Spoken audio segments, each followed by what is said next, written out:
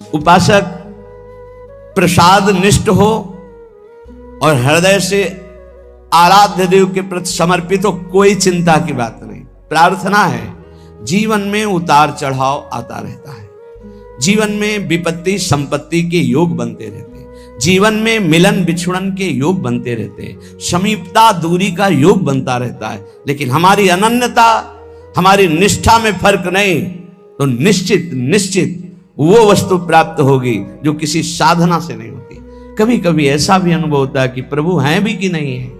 कभी कभी ऐसा भी अनुभव होता है कि इतना भजन किया, उसका क्या लाभ मिला? बार बार विपत्ति, बार बार समस्याएं, बार बार तिरस्कार, अपमान। ये धूल भरी आंधी माया की है।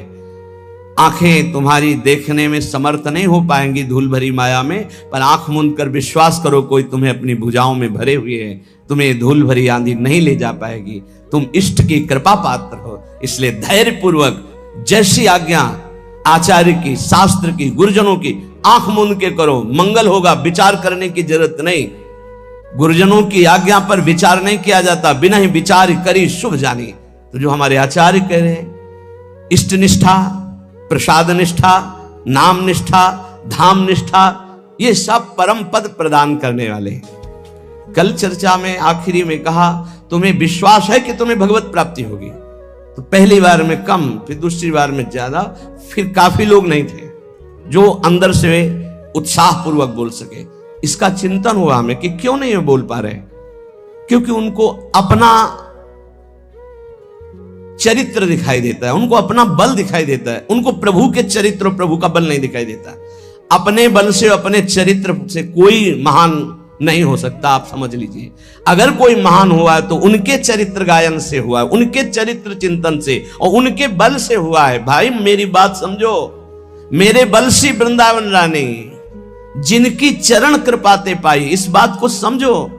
आप में बल नहीं है, आप ऐसे पावन नहीं है कि प्रिया प्रीतम का स्पर्श कर सके, लेकिन उनका पावन प्रसाद, उनका पावन चरित्र, उनका पावन धाम, उनका पावन नाम, उनकी पावन उपासना हमको प्राप्त हो गई। हमें उधर देखना है, उधर उनकी कृपा, तभी तुम गर्व से कहोगे हाँ हमें भगवत प्राप्ति होगी।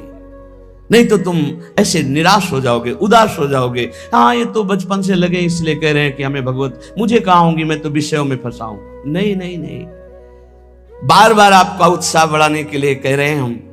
सोचो तुम्हें भगवत प्राप्ति हो जाएगी, क्योंकि तुम प्रसाद भोक्ता हो, तुम नाम जापक हो, तुम भगवत शरणागत हो, तुम धाम में बैठे हो। विश्वास करो। बिल्कुल सरल उदाहरण, इसको केवल दिमाग में बैठा लो। दो महात्मा भजन कर रहे थे, एक बट वृक्ष के नीचे, एक पीपल वृक्ष के नीचे। नारद जी निकले तो बट वृक्ष वाले ने साष्टांग दंडवत किया, महाराज आप तो कभी कभी भगवान वैकुंठनाथ के समीप जाते, मैं उनका दास हूं, कभी स्मृति दिलाना और पूछना कि अमुक जगह बट वृक्ष के नीचे जो महात्मा भजन करते हैं उनको आप कब दर्शन देंगे। ठीक ऐसा ही प्रश्न पीपल वृक्ष के नीचे भजन करने वाले महात्मा ने किया। देवर्षि नारद जी कुछ समय बाद वैकुंठ के दर्शन करके, वैकुंठनाथ से संभाषण करके वापस लौटे तो पहले पीपल वाले मिले। देखते ही साष्टांग दंडवत किया। इतने में बटवृक्ष वाले महात्मा ने भी देखा, समीप आ गए। दोनों ने एक साथ पूछा भगवान ने क्या कहा? तो बटवृक्ष वाले की तरफ देखा और कहा तुम्हें भगवान इसी जन्म में मिलेंगे। पीपल वृक्ष वाले महात्मा से कहा कि तुम्हें भगवान ने कहा है कि जितने पीपल के पत्ते इतनी बार जन्म लेना पड़ेगा तब तुम्हें भगवत साक्षात्कार होगा। वो नाच पड़े। बट वृक्ष वाले नहीं नाचे, पीपल वृक्ष वाले नाच पड़े, रोने लगे और कहा भगवान मुझे जानते कि मैं उनका भजन कर रहा हूं, भगवान मुझे जानते। इतना आनंद मगन हुए, इतना आर्त भाव से, हे करुणा वरुणालय, हे मेरे प्रीतम, वहीं भगवान प्रकट हो गए। उसी क्षण भगवान ने सबसे पहले हृदय से लगाया पीपल वृक्ष वाले महात्मा को। देवर्षि नारद जी ने प्रभु से कहा आपने हमें झूठा साबित कर दिया। क्यों? आप ही की खबर तो बता रहे थे, आपने कहा था पीपल पत्ते वाले को, जो पीपल जितने पत्ते उतना जन्म लेना पड़ेगा, और आप तो अभी दर्शन दे दिए। इनको बोले थे इसी जन्म में, तो चलो इसी जन्म में, समय तो निश्चित नहीं किया था, इनका तो सही हो गया, और इनके लिए आपने कहा था तो झूठा हो गया। बोले जो कई जन्म में भाव आना था, जैसे भजन कर रहे थे, वो भाव अभी आ गया, इसलिए अभी मिल गए, पूरा हो गया। आप समझो इस दृष्टांत से, यदि हम उत्साह संपन्न हो जाए, मुझे भगवान मिलेंगे, इसी जन्म में प्रिया प्रीतम मिलेंगे, निश्चित मिलेंगे। सोचने में क्या जाता है? बोले सोचने से हो जाएगा। इस सिद्ध पुरुष लाल स्वामी हमें गंगा किनारे एक मिले थे, जिनकी खेचरी मुद्रा सिद्ध थी। रात्रि में 10 बजे जब उनसे मिलने के लिए टाइम मिला, उन्होंने टाइम दिया, गए, अकेले थे वो, सदैव एकांत साधन में लगे रहते थे। कुछ चर्चा हुई, तब उन्होंने कहा बेटा नई अवस्था थी, जैसा बनना है वैसा सोचो, जैसा सोचोगे वैसा बन जाओगे। इस सूत्र डायरी में लिखा हुआ है। अगर आप सोचोगे ना मुझे प्रियालाल मिलेंगे मिलेंगे, प्रियालाल मिलेंगे, पक्का मिलेंगे। इसलिए रोज उत्साह बढ़ाता हूं आपका। आप सोचिए कि आपको प्रभु मिलेंगे। देखो धाम की इतनी कृपा है, प्रभु मिलेंगे आपको। नाम की इतनी कृपा है, प्रभु मिलेंगे। अरे कुछ नहीं, हमारी स्वामी जी बड़े करुणामयी, युगल सरकार, मिलेंगे। ये बार बार आपके दिमाग में हम डाल रहे हैं, उत्साह वर्धन कर रहे हैं कि आपकी सोच में आने लगे कि वैसे तो हमारा उत्साह नहीं, लेकिन संत कह रहे हैं, गुरुजन कह रहे हैं, शास्त्र कह रहे हैं, तो हम मिल जाएंगे, हमको भी मिल जाएंगे, निश्चित प्रभु मिल जाएंगे। बस ये बात आना महामंगल शुरुआत हो गई। ये बात आना महामंगल की नींव पड़ गई। हमारी बात मान लो। अरे बोले कल सोचने से प्रभु मिल जाए, पक्का केवल सोचने से मिल जाएंगे। पुत्र के बहाने नारायण तो परम पद मिल गया। आप धोखे में मत रहिए। प्रिया प्रीतम का नाम, प्रिया प्रीतम का धाम, प्रिया प्रीतम का रूप, प्रिया प्रीतम की लीला, ये निश्चित भगवत प्राप्ति कराती है। श्रीपाद प्रबोधानंद जी महाराज कह रहे, बहुत ध्यान से सुनना तो तुम्हें और पुष्टता हो जाएगी हमारी बात जो अभी कही। कह रहे कि राधा कृष्ण विचित्र मनमथ कला नंदा चमत कुर्वते, यस्मिन् सौख्य चमत्कृति परतरा यत्र दीक्षादितः, तद्वंदे ममकारतोद्भुततमाद् यस्याद्भुतानुक्षणोल्लासाः, श्रीवन राजसीम सुमहाभावम तमेव स्तुमः। ये वृंदावन धाम श्री श्यामा श्याम की प्रेम युद्ध भूमि है। श्रीमद चतुरासी जी, अद्भुत खेत महामन्मथ को दुंदु विभूषण राव, जूझत सुभट परस्पर अंग अंग उपजत कोटिक भाव। ये अद्भुत खेत माने समर भूमि, प्रेम की समर भूमि है। ये प्रेम का युद्ध होता रहता है। हाँ प्रिया प्रीतम, प्रेम का अद्भुत खेल। कह रहे यहां जो शरणागति दीक्षा आदि लेता है प्रिया प्रीतम की, राधा कृष्ण विचित्र मनमथ कला नंदास चमत कुर्वते। मनमथ कहते हैं काम को भी और मनमथ कहते हैं प्रेम को भी। अनंग कहते हैं काम को भी, अनंग कहते हैं प्रेम को भी। तो जगत में जहां प्रेम शब्द का प्रयोग होता है वहां शुद्ध काम ही है, मलिनता, केवल स्वसुख वांछा। और जहां प्रेम राज्य में मनमथ का, अनंग का, काम शब्द का प्रयोग होता है वहां विशुद्ध प्रेम होता है। यस्मिन शौक चमत्कृति, अद्भुत सुख की चमत्कार आनंद राशि प्रदान करने वाली हो जाती है जो वृंदावन में दीक्षा लेता है प्रिया प्रीतम की शरणागति, प्रिया प्रीतम की उपासना। यस्मिन सौख्य चमत्कृति परतरा यत्रत्य दीक्षादिता, क्योंकि दीक्षा से उसका नया जन्म हो जाता है, ब्रजवासी माना जाएगा।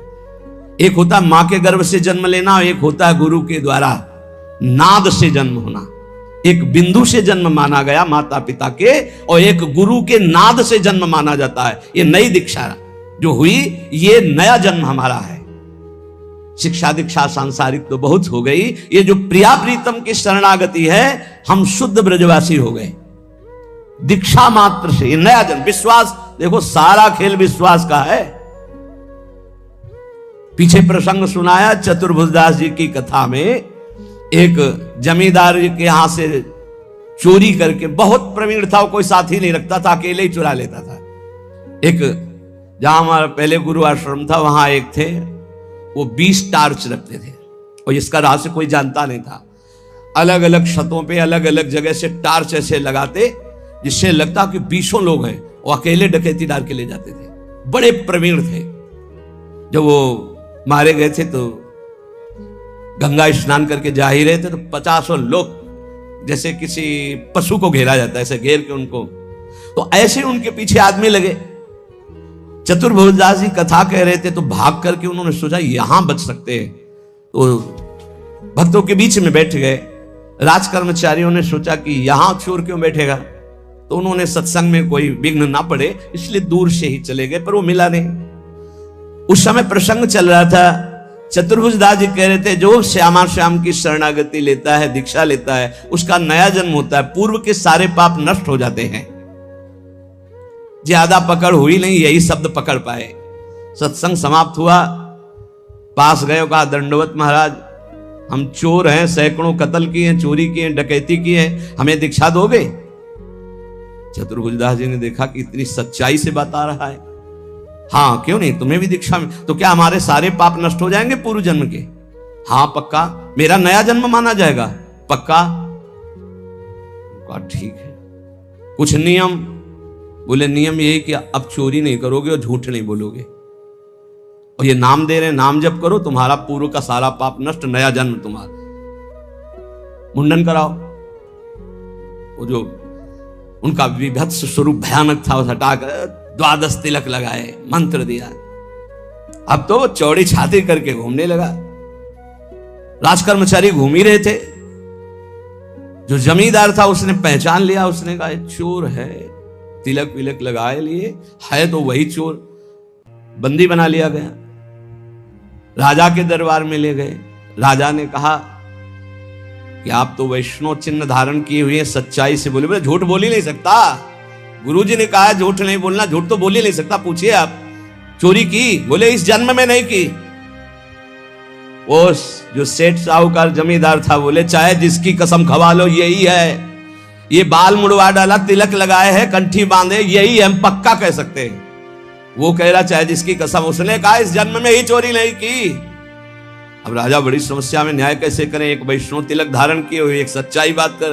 तो उस समय परीक्षा के लिए एक लीला की जाती थी कि लोहे का बिल्कुल तपाया हुआ लाल फार और ऐसे एक पीपल का नवीन पत्ता, ऊपर सूत, कच्चा सूत, ऐसे वो लोहे का फार रख दिया जाता। सूत में झलस नहीं आएगी, जला भी वो जलेगा नहीं, और 7 कदम चला। तो अब शंका तो इन्हीं चोर भगवान पर थी, तो इनके हाथ में रखाया गया। तो मन में कहा, गुरुजी ने कहा था दीक्षा लेने के बाद नया जन्म होता है। ऊपर जोर से बोले इस जन्म में मैंने कोई पाप नहीं किया, कोई चोरी नहीं की, कोई झूठ नहीं बोला। 7 कदम क्या और 10 कदम बोले, और कितना चले? बोले फेंक दो आप। फेंक दो। बोले इसको फांसी दे दो, इस जमींदार को, ऐसे वैष्णव पर दोष लगाता है। जब फांसी शब्द आया तो उन्होंने कहा कि फांसी तो ना दे, वो भी सही कह रहे हैं। तो उनका ऐसा कैसे सही हो सकता है? अब तो तुम्हारा प्रमाण हो चुका कि तुम सही हो।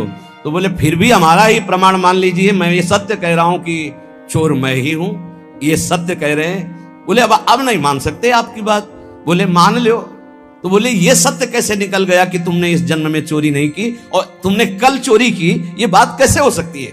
तो उनका ये बात सुनोगे तब हम आपको हमारे पीछे राज सैनिक लगे थे, जाके सभा में बैठे, वहां गुरुजी ने हमको ये सुनाया जब, तो हमने दीक्षा ली। तो इस जन्म में तो हमने चोरी नहीं की थी, सत्य हो गया, लेकिन कल चोरी की थी, क्योंकि ये भी सत्य नहीं तो उसको फांसी की सजा हो जाएगी।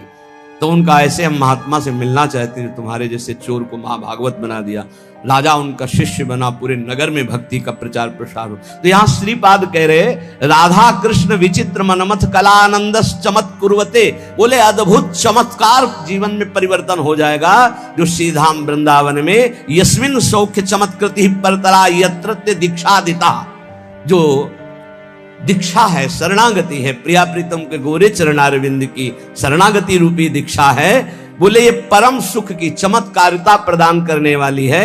युगल किशोर के चरणों की जो शरणागति ले लेता है तो ममता हो जाती है प्रिया प्रीतम से, श्यामा श्याम से ममता हो जाती है, अपनापन हो जाता है, इसी से उसको भगवत प्राप्ति हो जाती है।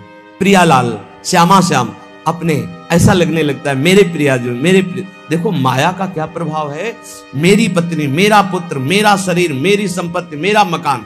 और भक्ति का क्या प्रभाव है? ये सब झूठा, मेरे प्रिया प्रीतम। अब अंदर देखो, आपको प्रिया प्रीतम में प्रीति है या शरीर में, शरीर संबंधी भोगों में, या शरीर संबंधी रिश्तों में? अगर आपको शरीर संबंधी रिश्तों में प्रीति है ममता है, अपनापन है, तो जल्दी करो, जल्दी, ज्यादा समय नहीं है। एक अहमता ममता ये जग में है दुखदाई, ये जब श्री जी की ओर लगे तो होत परम सुखदाई। मात तात सुत दार देह में मति अरुझय मति मंदा, हित किशोर को है चकोर तू लख वृंदावन चंदा। जो ममता बुद्धि प्रिया प्रीतम में प्रतिक्षण उल्लास पूर्वक होती है, वही वही भगवत प्राप्ति करा देती। दीक्षा लिया और ये ठसक आ गई, हमारे इष्ट श्यामा जो नवल किशोर उपासना, जुगल मंत्र को जाप, जुगल मंत्र को जाप, इष्ट श्यामा महारानी, श्री वृंदावन धाम इष्ट श्यामा महारानी, ये ठसक आ जाती है, हमारी प्रिया जो, हमारी लाडली जो, बस इसी से परम पद की प्राप्ति होती है। श्रीपाद कह रहे किम विद्या कुलशील रूप विभवई, किम दान यज्ञादिभिः, इनसे नहीं होगी भगवत प्राप्ति, इससे हो जाएगी। शरणागत होकर ममता हो गई श्री जी से। अब यहां कह रहे कि देखो इस पर गर्व मत कर लेना। किम विद्या कुलशील रूप विभवई, किम दान यज्ञादिभिः, किम विख्याति सतै, किम अग्र तपसा, किम न्यास योगादिभिः, किम तत्वानुभवेन विष्णु भजनैः, किम तस्य वात्यद्भुते यो वृंदावन ईश मोहन रसे प्यासीन सर्वस्वधी। क्या हुआ? यदि तुम बहुत विद्वान हो और निरंतर भजन नहीं करते, भोग सामग्री, रुपया पैसा, संसार, यश, कीर्ति, कुछ नहीं, कुछ नहीं, तुम्हारी विद्या किसी काम में नहीं है। किम विद्या किसी काम में नहीं है, पक्का नहीं आएगी। बहुत वैसे शब्दों से कहा गया है कि जैसे गधे की पीठ में ईंट लाद दो या चंदन लाद दो या वेद लाद दो, उसको बाहर ढोने से मतलब, ऐसे ही बुद्धि में केवल विद्या है, उसका प्रयोग नहीं है। कामादि शत्रु पर विजय प्राप्त नहीं की, हृदय निरंतर भगवदाकार वृत्ति में नहीं गया, तो विद्या किस काम की जो अविद्या को नष्ट ना कर दे। केवल विद्या है, अविद्या का नाश होकर के ब्रह्म विद्या जागृत नहीं हुई या पराविद्या, तो फायदा क्या हुआ ऐसी विद्या का? बहुत ऐसा है। किम विद्या, किम विद्या क्या है? अर्थ के कारण अनर्थ उत्पन्न कर दिया चित्त में। ये देखी हुई बात कह रहे हैं, सुनी हुई बात नहीं कह रहे। क्या विद्या, किस काम की विद्या रही तुम्हारी? और भी बात, ये महापुरुषों के वचन हैं। किम कुलम, बहुत ऊंचे कुल में तुम्हारा जन्म हुआ और भजन नहीं किया तुमने, भगवत आराधना नहीं की, तो तुम्हारा वो अहंकार तुम्हें नरक ही ले जाएगा, कुछ नहीं होने वाला उससे। ध्यान रखना। राजसु यज्ञ में महाभागवत स्वपच की पूजा करवाई वाल्मीकि स्वपच की। क्यों? क्योंकि जहां दैन्य है भगवत भक्ति वो सबसे बड़ा। अहोबत स्वपच तो गरियान यजिभ्याग्ञे वर्तते नाम तोभ्यम, वो स्वपच भी सर्वश्रेष्ठ परम पूजनीय है जिसकी जिभ्या पर भगवान का नाम है। प्रहलाद जी ने कहा है कि सब गुणों से युक्त ब्राह्मण है और भजन नहीं करता, मनमानी आचरण, शास्त्र विरुद्ध आचरण, तो किम कुलम, क्या उससे प्राप्त हो जाएगा? तीसरी बात कह रहे, बहुत रूप है, बहुत वैभव है, बहुत शालीनता दिखाई दे रही, लेकिन भजन नहीं प्रभु का। चित्त वृत्ति को संसारिकता से हटाकर प्रभु में लगाते हुए अपने सांसारिक कर्तव्य का पालन करना भगवत प्राप्ति का हेतु होता है। नहीं तो कह रहे किम विभवई, किम रूपम, ये तुम्हारा पद, तुम्हारा रूप, तुम्हारा वैभव किस काम में आएगा? अगर आपको लगता है कि पत्नी भजनानंदी है, तो जीव अपने भजन के प्रताप से ही भगवत प्राप्ति करता है, पत्नी के भजन से नहीं। पति भजन करेगा तो पत्नी को तो, लेकिन पत्नी भजन करेगी तो पति को नहीं, ये ध्यान रखना। पाणी ग्रहण में नीचे हाथ होता है पति का, ऊपर पत्नी का होता है। आप भार ले रहे हैं इसलिए आपको हिसाब देना। अगर पत्नी भजन करेगी तो भगवान को प्राप्त होगी, आप भजन नहीं करोगे तो नरक को प्राप्त होगी, पक्की बात है। और आप भजनानंदी हो, पत्नी आपके प्रतिकूल आचरण करेगी तो वो नरक जाएगी, और अगर अनुकूल आपकी सेवा में भगवत भाव से लगी है तो उसका यही भजन उसको भगवत प्राप्ति करा देगा। सिद्धांत को समझना है। और ऐसा नहीं है कि जैसे कहा जाता है कि एक जन्म नहीं है तो 7 जन्म का बंधन है, नहीं कहा जाता बंधन। अरे 7 सेकंड का तो भरोसा नहीं। दुनिया में लाखों का मेला जुड़ा, हंसा जब जब उड़ा अकेला उड़ा। ये नहीं आएगा कि थोड़ा ये साथ ही विमान में बैठा ले, ऐसा नहीं होगा कि पत्नी पत्नी पुत्र परिवार इस जगत के नाटक मंच पे है, जहां ये शरीर छूटा सबका अलग अलग हिसाब किताब अपना है। ऐसा थोड़ी कि जैसे एक लड़का लड़की प्यार का नाटक करके देखा कि नहीं मिल पाएंगे, बोले जहर खा लो तो जन्म जन्म के साथी बन जाएंगे। अरे सारे प्रेत बनोगे, नरक में जाओगे। जन्म जन्म क्या क्या जानते हो जन्म जन्म? हाँ, एक बात हो सकती है, दोनों मिलकर डट के भगवान का भजन करो, भगवान से प्रार्थना करो, तो दोनों भगवान के धाम में, जैसे हमारे गुरुदेव भगवान सहचरी बप्पू और उनके प्रसाद से अपने लोग, तो वहां सब पता चलता है मेरे गुरुदेव, जैसे अभी गुरुदेव भगवान वैसे वो उस समय भी गुरु रूपा सहचरी के हर समय साथ रहेंगे। हमारे साथ रहना है, वैसे ही आनंद लेना है तो श्यामा श्याम का भजन करो, एक ही साथ चलेंगे, एक ही जगह प्रोग्राम होगा और एक ही जगह बैठ के प्रसाद पाएंगे, एक ही इष्ट के साथ खेलेंगे। और क्या इतनी बड़ी जगह है कि पूरा विश्व चला जाए तो भी जगह बनी रहेगी। और इतना बड़ा प्रताप है कि हर उपासक को यही अनुभव होता है कि मेरे प्रिया प्रीतम सामने दर्शन और सबको सेवा।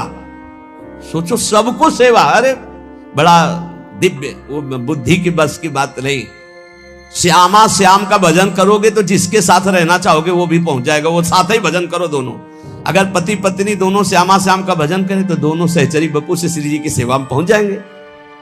पर ये बोध थोड़ी रहेगा कि ये पति पत्नी, गुरु शिष्य का तो बोध रहेगा, क्योंकि सच्चिदानंद में कि मेरी गुरु रूपा सहचरी है, ये बोध रहेगा, पहचान रहेगी। लेकिन वहां पति पत्नी सांसारिक संबंध नहीं रहेगा, पर रह सकते हैं दोनों वहीं श्री जी की सेवा में सखी स्वरूप से या भगवत धाम में हरि पार्षद रूप से। तो कह रहे रूप विभव पद प्रतिष्ठा ये तुम्हें भगवत प्राप्ति नहीं कराएगी, नहीं, यही सर हो, भजन नहीं करोगे तो वहां थोड़ी सर माने जाओगे। नहीं, जब मुजरिम बना करके तुम्हें ले जाया जाएगा तो वहां साहब वाली थोड़ी मिलेगी। देवराजेंद्र के पद में है, त्रिभुवन के सर हैं और फिसल गए तो सर्प बनाए गए। अब सर्प बन के वहां देवता थोड़ी उनको सर बोल रहे, नहीं नहीं, वो तो भूखे प्यासे तड़प रहे, कभी कोई फंस गया तो लील गए तो पेट का पोषण हुआ। महाराज नहुस इसलिए कह रहे कि रूप अभी भवई, बड़े रूपवान, बड़ा वैभव, बड़ा किस काम में आएगा? किसी बात का गर्व मत करो, जवान हो, रूपवान हो, बलवान हो, ये 4 दिन की चांदनी, फिर ऐसा समय आएगा कि अकेले उठकर सीढ़ी भी नहीं चढ़ पाओगे। जब हम हर चीज का मनन, बहुत मनन का स्वभाव रहा है, इसलिए ये जो महापुरुष कह रहे हैं उसे समझ। किम दानम, क्या तुम्हारे पास दान देने की सामर्थ्य? हर समय वासना का भूत चढ़ा रहता है, तू दानी, दानी तो हरि है, सबसे बड़े दाता, अनंत ब्रह्मांडों को दे रहे हैं, तुम उनको क्या दे दोगे? भगवान को क्या दे दोगे? बहुत विचित्र। और अगर बढ़िया दानी भी हो तो कोई खास बात नहीं, जरा सी बात बिगड़ गई तो गिरगिट बन के कुआं में पड़े थे महाराज नृग। ये दानियों में बड़े बड़े याज्ञिक को, बड़े बड़े तपस्वी जिस पद की पूजा करते हैं वो देवराजेंद्र का पद है, वहां दुर्दशा क्या होती तुम्हें क्या पता। जब वैसे तो बहुत महिमा है, लेकिन जब देखो ना शास्त्रीय दृष्टि से तब पता चलेगा। इसीलिए श्रीपाद बोल रहे हैं किम विद्या किम कुलम किम शील रूप विभवई किम दान किम यज्ञादि भी और किम विख्याति सतई। तुम्हारा बहुत यश है तो किस बात का? अगर भजन नहीं है, हो गया, पुण्य प्रताप से यश होता है, पूर्व का पुण्य जो है वो यश फैलाता है। अगर वर्तमान में भजन नहीं तो खत्म हो जाएगा जाना, तो ऐसे ही जैसे हाइड्रोजन नहीं फ्यूज हो जाता है, ऐसे होते रहते हैं। पूरा विश्व जय जय जय, फिर उठा के नालियों में फेंक देते छवियां। अगर वर्तमान में भजन नहीं, वर्तमान में भगवत आराधना नहीं, तो पूर्व का जो तप और पुण्य संचय उससे वाह वाह होगी, और इसके बाद फिर चारों खाने चित्त। ये माया है, बर्दाश्त किसी की नहीं करेगी। और अगर भजन वर्तमान में हो रहा है, नाम जप, वर्तमान शब्द पर ध्यान दीजिए, वर्तमान में तुम्हारा चरित्र पवित्र है, तुम्हारा नाम जप हो रहा है, तो बिस्तरे सब जग विमल कीरति, साधु संगति ना टरे, बास वृंदा विपिन पावे, श्री राधिका जो कृपा करें। जय जय श्री हरिवंश नाम गुण गाई है उसकी स्थिति। किमुग्र तपस्या, बहुत बड़े तपस्या कर लिया तो क्या हुआ? अगर भगवान की शरणागति नहीं, भजन नहीं, तो देखो ना अम्बरीश जी महाराज बड़े महान भजनानंदी महाभागवत, और उनको मिटाने के लिए चले थे महान तपस्वी दुर्वासा जी, तो क्या गति हुई? त्रिभुवन में भागे घूमे। तो कह रहे अगर विशुद्ध भक्ति नहीं तो किम उग्र तपस्या, बहुत बड़ी उग्र तपस्या है, तो उससे क्या हुआ? एक तपस्वी को बहुत अभिमान हो गया कि मेरी तपस्या तो ऐसी है कि मैं पूरे विश्व को खरीद सकता हूं। तपस्या की थी, अब वो जिस महात्मा से देखो उसी से अकड़ दिखा रहे थे। तो जिस जंगल में रहते थे उस जंगल के सरोवर को सुखा दिया भगवान ने, और वर्षा हुई नहीं। अब वो प्यास से व्याकुल हो गए। अब भगवान एक साधारण पुरुष का स्वरूप रख के घड़ा एक रखकर, ठंडा जल दूर से दिखाई दे रहा था, नजदीक से निकल। महात्मा ने कहा पानी पिला दो। बोले कुछ देव तब पानी पिला दें, ऐसे क्या? बोले आधी तपस्या दी। जब पी चुके पूरा जल पी गए, घड़े का 2-3 लीटर जो था, आहा, बोले आधी तो ले ली, अब एक घड़ा जल और बताओ, दूसरी ले लो। जब बताना हम लेके आ जाएंगे।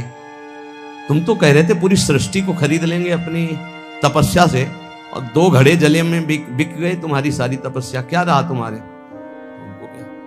अहंकार नहीं, ये वायु, ये अग्नि, ये जल, ये पृथ्वी, ये तुम्हारा पोषण कर रही। अहंकार मत करो, उसी से तुम्हारा शरीर बना है, उसी से तुम तप कर रहे हो, तो भगवान की जय जयकार करो। अहंकार करने की जरूरत नहीं। तुम्हारा जितना तप है 2 घड़े जल में बिक गए। एक बड़े तपस्वी थे और एक शांत चित्त भजनानंदी महात्मा, तो गंगा पार कर रहे थे नाव में बैठकर शांत चित्त। अब उनके साथ बहुत से शिष्य थे जो उनके सेवा परिचर्या में थे। ये बात देखकर एक तपस्वी महात्मा अपमान करने के लिए खड़ाऊ पहनकर गंगा जी में ऐसे साथ साथ चलने लगे। तो जो अज्ञानी जन थे वो कहे, वाह भाई महात्मा हो तो ऐसा, क्या महात्मा खड़ाऊ पहनकर गंगा जल से निकल रहा है। जब पार गए तो उन महात्मा जी बिल्कुल उदास, जो नाव में बैठे थे, वे उन महात्मा से कहा, ए महात्मा, क्या है भीड़ बटोरे घूम रहे हो, कोई तप है तुम्हारे अंदर? कुछ नहीं। तपस्वी होकर के नाव में बैठ करके आ रहे हो? कुछ नहीं। नाविक से बात की उन महात्मा, भैया प्रति सवारी कै रुपया होता है? बोले 2 रुपया। हम अपने शिष्यों से कहा, सब गिन करके मेरा भी 2 रुपया दे दो। 2 रुपया दिया। जब सब चले गए तो उन महात्मा से कहा, रुको महात्मा, जिन गंगा जी को भगवान शंकर ने सम्मान के लिए अपने मस्तक पर रखा, उन गंगा पर पादुका से चलकर अपने तप के प्रभाव से सारे तप को नष्ट कर लिया। जो तूने सारे जीवन का तप नष्ट करके पार किया, वो 2 रुपये में पार कर लिया। वो 2 रुपये में पार। कि अगर तपस्या का अहंकार हो जाए तो 2 कौड़ी की तपस्या हो जाती है। श्रीपाद कह रहे हैं कि मुग्र तपसा और न्यास योगादि भी। और एक बात कह रहे हैं, क्या हुआ तत्व ज्ञान? तत्व बोध होना अलग बात है, क्या हुआ तत्व ज्ञान हुए? यदि भगवान से आपका चित्त नहीं जुड़ा तो तत्व ज्ञान बघार लो, केवल उससे कोई आत्मानंद की अनुभूति थोड़ी हो जाएगी। तत्व ज्ञान होना अलग बात है, तत्व बोध होना अलग बात है। तत्व ज्ञान की चर्चा कर लेना अलग बात है, तत्व बोध होना अलग बात है। फिर आगे कह रहे, ये बड़ा सूक्ष्म विषय है। अगर आप किसी लोकांतर की चाह के लिए भजन करते हैं, वो भी महत्वपूर्ण नहीं है। महत्वपूर्ण है प्रेम प्राप्ति के लिए। हमें प्रभु से प्रेम, सच्चे भजनानंदी का स्वरूप क्या होता है? हमारा भजन कभी छूटे ना, और इसका फल ये हो कि जिनका हम भजन करते हैं उनकी स्मृति में हम तड़पे रोएं। ये खास बात। इसीलिए यहां कह दिया किम विष्णु भजनाई, क्या किसी लोकांतर के सुख की चाह करके भजन करना। यदि आपको वृंदावन ईश मोहन रसे प्यास सीन सर्वस्वधीह, यदि आपकी बुद्धि वृंदावन के ईश श्यामा श्याम के प्रेम में मत वाली नहीं हुई तो कुछ प्राप्त नहीं हुआ। जीवन का सार भगवत प्रेम, क्योंकि प्रेमी महापुरुष है। भगवत प्रेम, तत्वबोध भी आत्म प्रेम है, उसमें मुझे कोई संशय नहीं। तत्व ज्ञान और तत्व बोध होना बड़ा अंतर है। जैसे हलवा बनाने का ज्ञान हो जाना और हलवा बना करके खा लेना, इतना अंतर है। तत्व ज्ञान हलवा बनाने का ज्ञान हो जाना, और तत्वबोध हलवा बनाकर खाकर उसका स्वाद ले लिया, वो तत्वबोध। श्री भरथरी जी महाराज कहते हैं कि मुझे लगा था कि मैं बहुत ज्ञानी हूं। संतों के वचन बहुत अमृत में होते हैं। कह रहे हैं कि यदा किंचित ज्ञोहम द्विपयु मदांधा समभवम, मुझे लग रहा था कि मैं चक्रवर्ती सम्राट हूं, मैं बहुत पुण्यवान हूं, मैं बहुत महात्मा हूं, मैं बहुत ज्ञानी हूं। तदा सर्वज्ञोस्मीत्य भवदव लिप्तम मम मनः यदा किंचित किंचित बुद्धजन सकाशाद वगतम तदा मूर्खोस्मीति जो इव मदी मदो में व्यपगता। आज मुझे पता चला कि मैं मूर्ख हूं। मुझे लग रहा था मैं ज्ञानी हूं, मैं चक्रवर्ती सम्राट हूं, मैं मदोन्मत्त हो रहा था, लेकिन जब मुझे इस संसार का रहस्य पता चला तो लगा मैं मूर्ख हूं। सुना चुके हैं भर्तृहरि जी का यहां जो परिवर्तन हुआ उनके जीवन का। भर्तृहरि जी के मन में एक बात थी कि संसार का सबसे बड़ा सुख क्या है, बोले काम सुख। अंदर देखा, बहुत विवेकवान थे। उन्होंने अपने अंतःकरण को देखा कि संसार का सबसे बड़े मांग सुख क्या है, काम सुख पाया। और वो अपने अंदर पाया कि मेरे अंदर भी काम सुख है। तो चक्रवर्ती सम्राट, इनके मन में आया कि फिर हम ऐसा काम सुख पूर्ण क्यों न कर ले जिससे हमारे मन की इच्छा शांत हो जाए। तो उन्होंने, चक्रवर्ती का मतलब होता है कि बहुत से राजाओं के ऊपर जो बादशाह, उन्होंने पूरे अपने देश में सब सुंदरियां आवे और मैं उनमें से देखकर उनका वर्ण करूंगा। तो विश्व की सुंदरियां सब एकत्रित हुई, उनके माता पिता सब लाए, क्योंकि महाराज भर्तृहरि जी वर्ण करेंगे पत्नी रूप में। सबको देखा, एक पिंगला नाम की सर्वांग सुंदरी भर्तृहरि जी की वहां जम गई और कहा कि आप मुझे अपने पति रूप में स्वीकार करेंगे। तो उसने कहा हमारा अहोभाग्य। बहुत भागवतिक रीति से जो शास्त्रीय पद्धति है, पाणिग्रहण संस्कार हुआ। अब ये तो जो भागवतिक पुरुष होते हैं उनके स्वभाव में कुछ अलगाव होता है संसारिक पुरुषों से। वो जिस पे लगेंगे एकदम तन्मय होके लगेंगे, जिस पे लगेंगे। अगर वो भोग में भी लग गए तो उनके जैसा कोई नहीं होगा। आसक्त पुरुष मतलब ऐसा कोई विषयी पुरुष नहीं होगा, स्वभाव होता है। रूप में आसक्त हो गए तो ऐसे आसक्त हो गए, ऐसा कोई संसार में नहीं होगा। भोग में आसक्त हो गए तो ऐसा कोई दूसरा नहीं होगा, और विरक्त हो गए तो ऐसा कोई दूसरा विरक्त, मतलब उनका एक स्वभाव होता है। जैसे पत्नी में आसक्त है तो छाता लेकर बाजार वो स्वयं नहीं जा सकते क्योंकि अदर्शन हो जाएगा। तो पत्नी चल रही सीधे में, वो चल रहे उल्टा में, संसार हंसे तो हंसा करे हर समय पत्नी के मुख में, दृष्टि पत्नी के मुख में। वही महाभागवत हुए, क्या नाम, धनुर्दास जी, क्या नाम था, धनुर्दास जी नाम, बहुत बड़े महापुरुष हुए भी, क्योंकि वो सीधा आसक्ति रंगनाथ जी से। तो ऐसा होता है। भर्तृहरि जी बहुत बड़े महापुरुष हैं। अब जीवन का राग उनके हृदय में काम में देखा कि काम स्त्री आसक्ति, विश्व सुंदरी, सर्वांग सुंदरी, पिंगला। उन्होंने ऐलान कर दिया राजकाज विक्रमादित्य देखेंगे, मैं इस बात का अनुभव करूंगा कि क्या सुख इसमें है।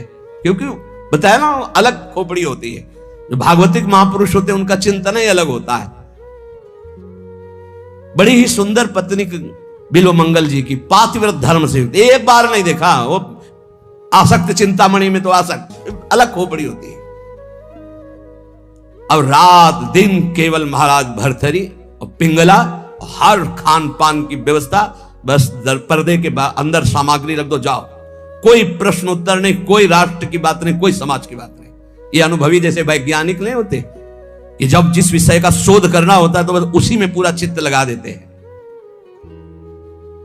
समय कट रहा था और मन की चाल होती नवम नवम नवम। मन कभी एक में रमण करने के लिए बहुत काल तक राजी नहीं होगा, उसकी चाल होती नवम नवम भोग।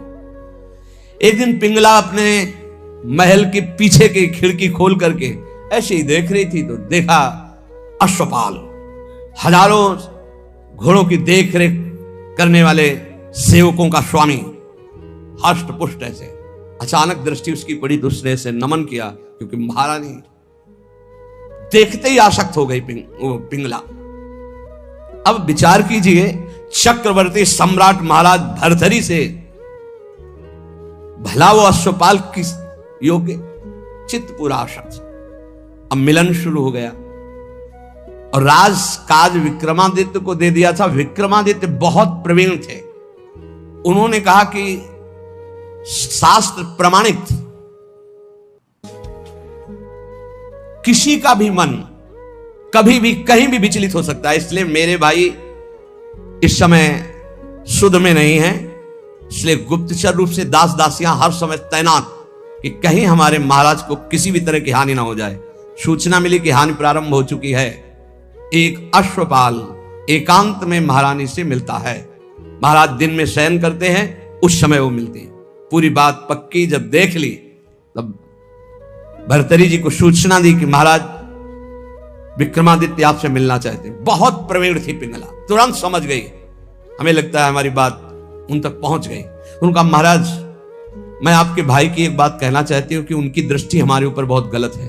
उनका महल से तो निकलती नहीं, गलत कैसे हो गई? तो उनका खिड़की पे खड़ी थी, वो घोड़ों की देख रेख करने वाले अश्वपाल के पास गए थे, वहां से मुझे देखा तो फिर मुझे बुलाया, मैं उनसे गई, उनके पास गई। उनका इरादा ठीक नहीं था, इसलिए हमने कुछ कड़वे वचन कहे, क्षमा करें आपके भाई हैं लेकिन उनकी आदत बहुत खराब है। तो उनका ऐसा विक्रमादित्य कर सकता है? जान ही न जाए, ये भगवान की माया विचित्र है। विक्रमादित्य बोले भ्राताश्री आपके साथ छल हो रहा है। बोले हाँ मुझे पता है छल हो रहा है, तुम्हारे जैसा नीच भाई होगा तो छल क्यों? यही बताने आए हो ना कि पिंगला आचरणहीन है। भाई आपको पता है? बोले पता है हमें कि तू आचरणहीन है। मेरा आदेश है कि ऐसे भाई को नगर से निष्कासित कर दिया जाए, कभी हमारे नगर में मुंह मत दिखाना। इतने आसक्त थे पिंगला पे भर्तरी जी महाराज। विक्रमादित्य कुछ बोल ही नहीं पाएगी, ये क्या? बड़े बड़े जो मंत्री थे उन्होंने बोलने की हिम्मत नहीं रहेगी कि जब भाई के प्रति ऐसा इनका, तो कोई नहीं बोल पाया और निकाल दिए गए। पर मंत्रियों ने उनको सुरक्षित रखा। एक दिन जब असलियत का पता चलेगा तब ये रोएंगे, उसी समय मैं आपको सामने पेश करूंगा। अब भगवान कोई ऐसा ना सोचे कि पाप कर्म दबा रहेगा, वो ऊपर उठता है, अपना प्रभाव दिखाता है। एक नगर का ब्राह्मण गरीब तपस्या कर रहा था महाराज देवराज इंद्र की मंत्र से उनकी, इस बात के लिए कि मुझे धन मिले, मैं गरीब हूं, जिससे हमारा परिवार सुखी हो जाए। बहुत तप किया तो देवराज इंद्र प्रकट हुए, कहा अमर फल लीजिए, और अंतर ध्यान हो गए। वो बात करे करते रहे, अंतर ध्यान। तो उनका अमर फल लेके क्या करूंगा? ऐसे ही दरिद्र गरीब ब्राह्मण अमर होकर के क्या करूंगा? तब विचार आया कि अगर ये अमल फल महाराज भर्तरी को पवा दे तो धर्मात्मा वीर राजा वो अमर रहेगा, हमारे देश की सुरक्षा होगी और मुझे धन मिल जाएगा। ये अच्छा लगा। वो गए, महाराज की जय जयकार। पहले राजाओं के दरबार में या महल में ब्राह्मणों के लिए, ऋषियों के लिए, महात्माओं के लिए निषेध नहीं था, उनके लिए नहीं था कि हम आज्ञा लेकर आए। अंदर प्रवेश किए, नजदीक दासी ने कहा कि कोई विप्र देवता पधारे। उठकर प्रणाम किया, कैसे आगमन हुआ? आज्ञा कीजिए। उनका प्रभु मुझे ये तपस्या के द्वारा अमर फल मिला है और ये मैं आपको पवाना चाहता हूं, इसके बदले में धन चाहता हूं। आदेश कर दिया जितना इनको धन चाहिए दे दिया जाए। अमर फल लिया और विचार किया मैं खा के क्या करूंगा अमर होके, क्योंकि मेरी आसक्ति तो पिंगला पे है। पिंगला से कहा तुम अमर फल खा लो, जब तक मैं जीवित रहूंगा तब तक तुम्हें देखता रहूंगा। पिंगला ने कहा ऐसे थोड़ी अमर फल खाया जाता है, स्नान करके मंत्रानुष्ठान करके लाओ हमें। तुम कहा नहीं पालो मेरे सामने। बोले तो इतना विश्वास नहीं है? अब बस प्यार में तो दम होती है, नहीं विश्वास पक्का है तो मैं प्यार निश्चिंत रहिए। पिंगला ने सोचा मैं क्या करूंगी खा के, मेरा दोस्त अगर पालेगा अश्वपाल वो बढ़िया। एकांत में मिली अश्वपाल को, क्योंकि कांटा विक्रमादित्य थे, वो तो नगर निष्कासित हो गया, बिल्कुल स्वतंत्रता थी। महाराज इस रास्ते से बेशुद्ध थे। अश्वपाल ने उस अमर फल को लिया तो उसने विचार किया कि मैं क्या करूंगा। और महाराज की नृत्यांगना ऐसी सुंदर थी जिससे आसक्ति थी, मिला और कहा देखो ये अमर फल मुझे मिला है, आप पालोगी तो जब तक मैं जीवित रहूंगा आपको देखता रहूंगा, मिलता रहूंगा। ठीक है। नृत्यांगना ने सोचा जिसके दरबार की मैं नृत्यांगना हूं, अगर वो महाराज अमर रहेंगे तो हमारा जीवन सार्थक रहेगा और महाराज मुझे बहुत सम्मान देंगे जब मैं अमर फल दे दूंगी। उसने प्रार्थना करवाई कि आपके दरबार की नृत्यांगना मिलना चाहती है आपसे। बुला लिया, कहा महाराज ये अमर फल। महाराज ने कहा तुझे अमर फल कहां से मिला? ये अमर फल सत्य बोल तुझे कहां से मिला? महाराज मुझे तो अश्वपाल ने दिया, मेरा वो दोस्त है, मेरा मित्र है उसने। और उस समय पिंगला वहां नहीं थी। तुरंत अमर फल लिया और बोले तुम्हें जो संपत्ति चाहिए हम देंगे, कल हम दरबार में आते हैं। दरबार में गए, सब सभा एकत्रित, वर्षों के बाद आज दरबार में आए थे। तब उन्होंने कहा बुलाया जाए जिसको अश्व पर, जो घोड़ों की सेवा में आया। सत्य बोला तो तुझे माफ कर देंगे। बोल इस फल को पहचानता है? हाँ सर, यह अमर फल है, तुझे कैसे मिला? सत्य बोलना, अगर झूठ बोला तो उनका अगर हमारे प्राण माफ किए जाएं तो बिल्कुल सभा में कहता हूं कोई दंड नहीं मिलेगा। उनका महारानी पिंगला ने दिया है। ठीक है जाओ, बुला पिंगला। अब वो तो सज धज के आ रही थी कि आज दरबार में पार्श्व में विराजमान होंगी सिंहासन, कटघरे में खड़ी हो और तलवार निकाला और कहा देखो मेरे देश के विप्र ने तपस्या की थी, अमर फल दिया था, इनको पवाया था, ये अमर है और मैं काटूंगा, ये मरेगी नहीं। ये महाराज क्यों, क्या तुझे अमर फल पर विश्वास नहीं? सर झुका, कहां है वो अमर फल, सत्य बोल तो तुझे माफ करो। बोले अश्वपाल को दिया था। क्या मेरे से श्रेष्ठ है अश्वपाल? मैं चक्रवर्ती सम्राट भर्तरी तेरे योग्य नहीं रहा, धिक्कार है ऐसी बात। तभी कह रहे यदा किंचित व्योहम द्विपयु मदांधा संभवम, मैं मदांध हो गया था, अपने को ज्ञानी समझता था, अपने को बलवान समझता था, अपने को राजा समझता। उसी समय भर्तरी जिनका धिक्कार है, मैं चक्रवर्ती सम्राट, मुझसे पिंगला तृप्त नहीं, पिंगला से अश्वपाल तृप्त नहीं, अश्वपाल वैश्या से प्रेम करता, धिक्कार है। कहां प्यार है, कहां अपनापन है? और मुकुट उतार के रखा और कहा कि आज अगर विक्रमादित्य होते तो मुझे यह चिंता नहीं होती कि मेरे राज्य का क्या होगा। तब मंत्रियों ने कहा आप महाराज निश्चिंत रहें, व्यवस्था पूरी, विक्रमादित्य सुरक्षित है। तो उनको यहां विराजमान करो, मैं एक क्षण भी ऐसे प्रपंच में नहीं टिकूंगा। महावैराग्यवान होकर भर्तरी जी के श्लोक बैरागियों के अमृत है। वो कह रहे हैं कि मैं बिल्कुल अज्ञानी था, मदोन्मत्त मदांध था। उस समय मेरा मन यही सोच रहा था कि मुझे बहुत ज्ञान है, मैं बहुत प्रवीण हूं। लेकिन आज जब भगवान शंकर की कृपा से ज्ञान हुआ तब मुझे लग रहा है कि मैं घोर अज्ञानी, घोर विषयी, मदांध था। मेरा अहंकार दूर हो गया कि मुझे ज्ञान था, आज असली ज्ञान हुआ मुझे। भर्तरी जी कह रहे एषाम न विद्या न तपो न दानम ज्ञानम न शीलम न गुणो न धर्मा ते मर्तुलोके भुवि भार भूता मनुष्य रूपेण मृगाश्चरन्ति। जिनमें न भागवतिक विद्या है, न भगवत तत्व का ज्ञान है, न शील है, न गुण है, न भागवतिक धर्म है, तो मृत्यु लोक में पृथ्वी में भार बने हुए मनुष्य रूप में वो पशु हैं साक्षात। न भजन है, न धर्म है, न राष्ट्र सेवा, न भगवत सेवा, न समाज सेवा, बोले पशु हैं साक्षात। मनुष्य रूपेण मृगाश्चरन्ति, रूप तो मनुष्य का है लेकिन पशु है, राक्षसी भाव है। जाड्यम धियो हरति सिंचति वाचि सत्यम मानोन्नतिम दिशति पापमपा करोति चेतः प्रसादयति दिक्षु तनोति कीर्तिम सत्संगति कथय किम न करोति पुंसाम। यदि संत पुरुषों का संग मिल जाए तो किसका नहीं उपकार हो जाएगा, अर्थात किसका नहीं मंगल हो जाएगा, अर्थात सबका हो जाएगा।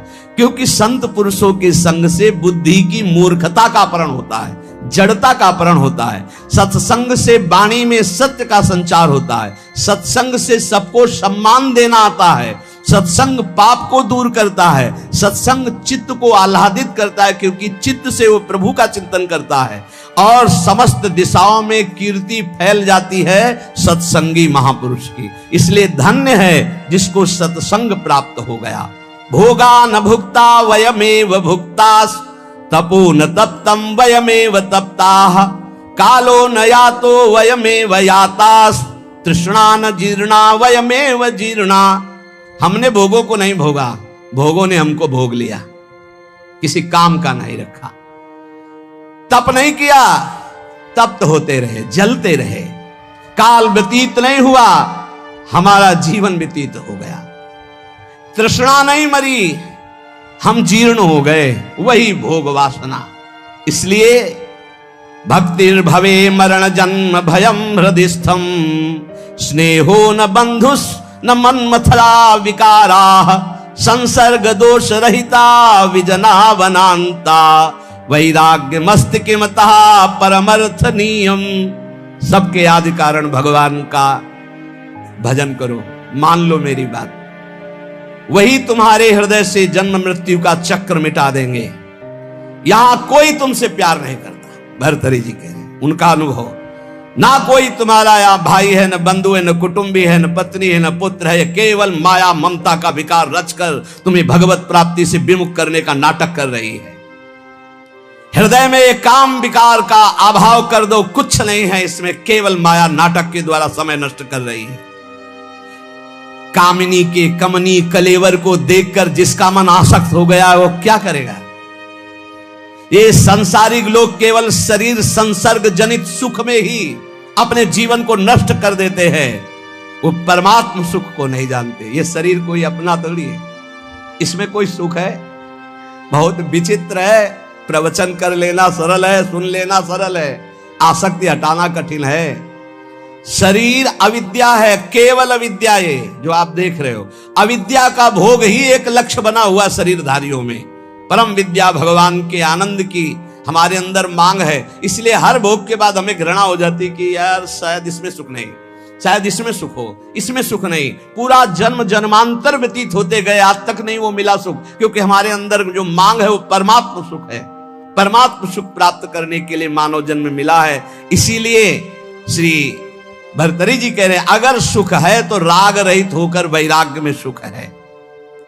जब तक शरीर स्वस्थ है तब तक भगवत प्राप्ति का उपाय कर लो, नहीं धोखा हो जाएगा। यावत् स्वस्थमिदं कलेवर गृहम यावच्च दूरे जरा यावच्चेन्द्रिय शक्तिर प्रतिहता यावच्छयो नायुषः आत्मश्रेयसि तावदेव विदुषा कार्यः प्रयत्नो महान् प्रोद्दीप्ते भवने च कूप खननम प्रत्युद्यमः कीदृशः। भर्तृहरि जी महाराज कह रहे, जब तक तुम्हारा शरीर जवान है, स्वस्थ है, आप भजन कर लो। बुढ़ापा में भजन नहीं कर पाओगे। बुढ़ापे में भजन नहीं होता, प्रपंच होता है। प्रपंच जीवन भर प्रपंच किया तो बुढ़ापे में प्रपंच ही।